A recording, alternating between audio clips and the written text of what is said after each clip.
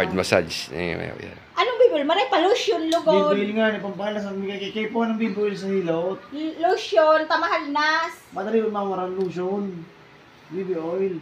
Mahalnas bagaday ka pa kanahalnasan. Aruyang halnas. Yan. Na-massage ko siya. Wala man nga akong bibi oil. May bibuil dyan. Wala man na bibi oil. Iyan na bagaho. Ayun, pinapahiran mo ng...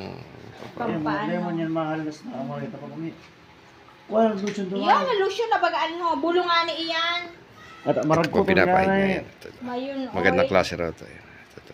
Rekomendado sa mga magpapamassage po dyan ng hard massage. Ito ang tirahin natin. Videohan mo si Jardine Tangan mo Oh, yan. magpamassage. Ito.